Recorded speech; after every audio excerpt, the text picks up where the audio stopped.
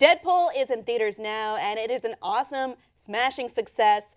Thank goodness. And a lot of people have a lot of different things to say about it, particularly people in the movie industry. What they're saying about the movie is kind of interesting. Let's take a look at one quote from Deadline.com.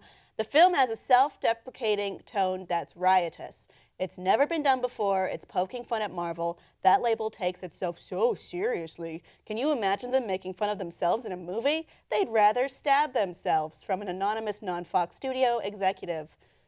I don't know what Marvel movies you've been watching because I feel as though this happens frequently. One can point to Tony Stark. One can point to Ant-Man. One can point to Guardians of the Galaxy. And with that, the director and writer of Guardians of the Galaxy has responded, feeling, and probably rightfully so, that executives might be getting the wrong message and might be taking the wrong actions. Here's what James Gunn had to say. After every movie smashes records, people here in Hollywood love to throw out the definitive reasons why the movie was a hit. I saw it happen with Guardians. It, quote, wasn't afraid to be fun, or it, quote, was colorful and funny, etc., etc., etc. And next thing I know, I hear of 100 film projects being set up, quote, like Guardians. And I start seeing dozens of trailers exactly like Guardians' trailer, with a big pop song and a bunch of quips. Deadpool wasn't that. Deadpool was its own thing. That's what people are reacting to. It's original. It's damn good. It was made with love by the filmmakers, and it wasn't afraid to take risks. So yeah, I think he might be... He has a strong point. How about that? Yeah. Which is, this happens. I mean, you see one movie just come out as this original smash hit. People love it. And then what happens is kind of extremely ironic, which is they'll copy the thing that was unique and special and make ultimately just passionless, pointless drivel. Yeah, I feel like that's always the thing. I mean, and that is just the Hollywood machine trying to cash in on there's nothing new being invented. Let's just go with these basic formulas. You see it in all the movies. And it's like romance comedies. For a long time, rom-coms were really popular there, and they all had this very basic formula. And then I guess like Amy Schumer's movie came out, and they're like, whoa, this is totally breaking boundaries. And it's the same with James and Guardians. Like James, for him, it was a passion project. James is a huge nerd. I've known him for, I think, 8 years at this point, 7 years.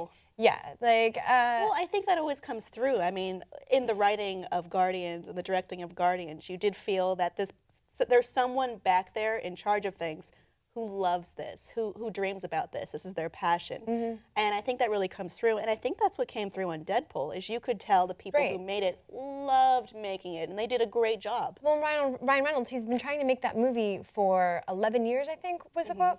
And the thing is, he's like, I wanted to be a producer on this film because I wanted the character and the story to be treated correctly.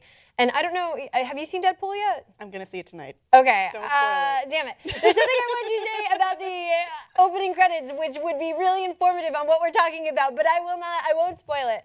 But just go like this. They get it. You know what I'm talking about. But even Deadpool just really nails it on sort of what happened with what that Hollywood person quoted on and the whole game and the whole machine. But I think that's the thing. Like people see this and they're like, oh, this worked magically for them.